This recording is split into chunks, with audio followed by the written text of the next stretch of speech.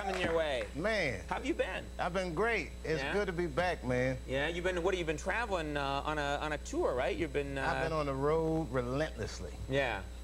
You were down, someone told me you were down south not too long ago. The whole Black History Month, I was down south. I know it's crazy. I was scared to go, you know. And I got there and it was not scary at all. It was nice there. Right. And I mean, not to say they don't have racism, but they're comfortable with their racism. Right. You know, morning, nigger. Morning, sir. Boy, that was different. It's a friendly kind of racism. It's a kinder, gentler racism. Right. And then I went to the Civil Rights Museum, and man, I did not know that this country was so segregated. They have one exhibit where they show these two trees. They're actually here in New York, where they used to hang people like criminals, but they would actually hang white people and black people on different trees. Like, that's gonna hurt our feelings. Like, there's gonna be a bunch of brothers marching. We want to be hung on the same trees as y'all. You know, just put me anywhere. That's what I'd say. God. And then they had one picture where it shows the bathrooms. One bathroom says colored, that's me. Right. And the other one said white. Right. And I'm thinking, man, who really cares if the bathroom is segregated? When you really think about it, like, what am I gonna go to the main bathroom? There's gonna be a white dude in there, like, congratulations. You've made it. This is what a white crap smells like. I want to crap around people that eat what I eat. Like, that's collard greens. I know that smell. I know it was a doo-doo joke, but this is late night television. Yeah, it's true. That's actually raising the bar for this show. Now, you aimed high here. Oh, you know what else I saw down there? What? It was an actual protest, but it wasn't like a black civil rights protest. It was actually a gay protest. I don't know exactly. I think it had to do with gay marriages, which I think is cool. The gay people should be able to get married, but the tricky part is the tax break. You understand? They want the tax break that a married couple wants, which would be hard to enforce. Because what's going to stop me, who's not gay, from saying to my buddy, hey, we buddies, you got tax problems, I got tax problems. You know, let's say we become life partners. Until our tax problems work out. Right. Yeah, how are they gonna, no one's gonna be able to check up on that. Yeah, well, they'll make you have, like, gay sex in court or something. Like, hey, man, get your penis out of my face, they caught us.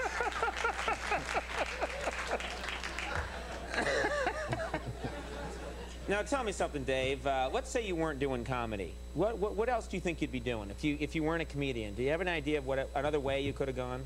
Well, actually, I foreshadowed it in a movie I did, The Half-Baked. And the thing is...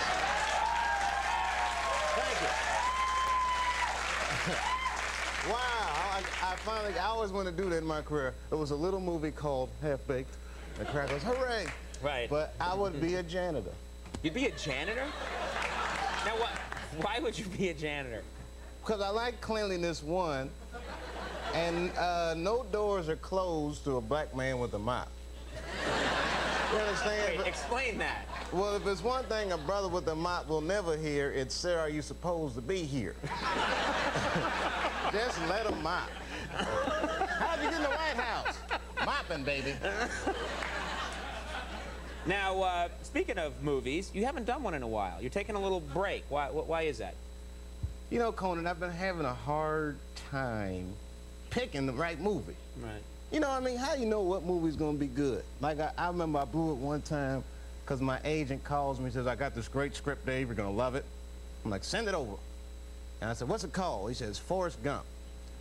So I'm reading the script and I call him back and he said, did you like it? And I said, I hated it. And he's like, well, what's wrong with it? And I was like, well, for starters, Frank, the hero, is retarded.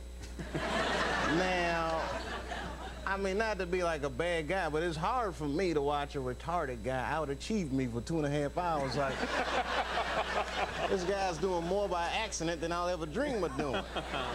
So I started getting mad. Right, You know, 'cause right. really, who could be dumber than Forrest Gump? His black friend, that's who. That's why I was like...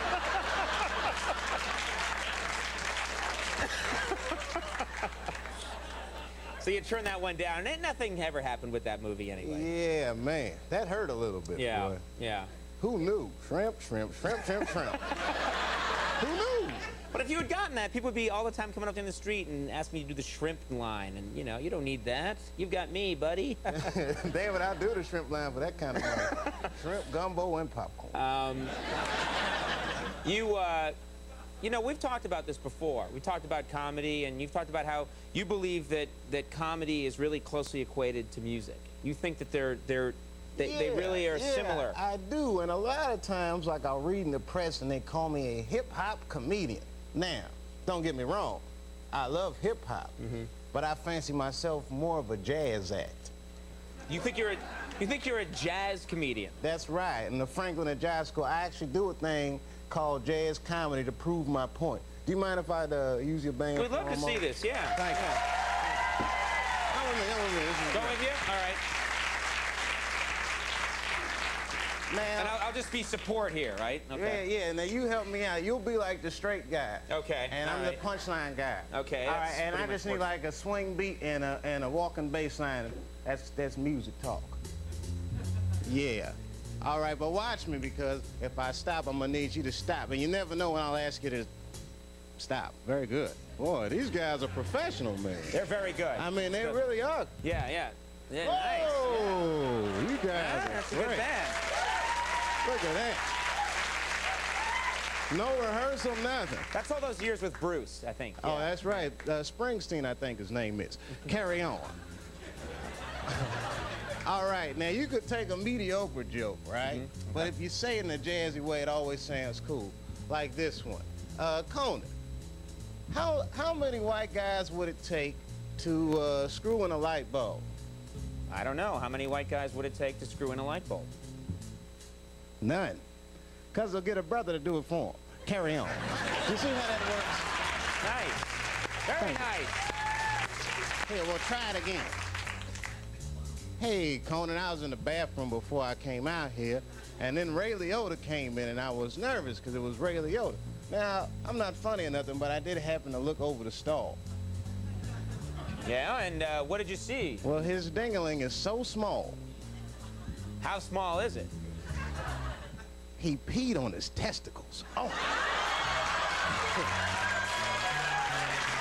Oh, that's bad stuff. That never happened. Oh, my God. That never happened. Oh, my All God. right. Now we will take it to the edge of standards and practices for late night television. Wait, that wasn't the edge right there? No, here That comes was the edge, I think. Here comes the edge right here. All right. Boy, this is the edge. I'm telling you, here we any go. further and it's too far. Yeah. Hey, Conan, Yes? did I ever tell you the one about the industrious prostitute? No, you never told me the one about the industrious prostitute. It's an amazing thing, Conan. She actually had a vagina surgically implanted on her hip Why did she do that? so she could make some money on the side. All right.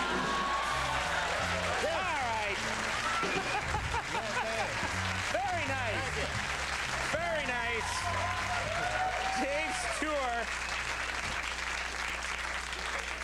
Dave's tour, the Dave Chappelle Experience, will be at the Playhouse Square in Cleveland, Ohio this Friday, and at Pageant in St. Louis, Missouri this Saturday. Dave Chappelle, he's the best. Thank you, Dave. Always good. Thank you. We'll be right back. Carl Redding is here.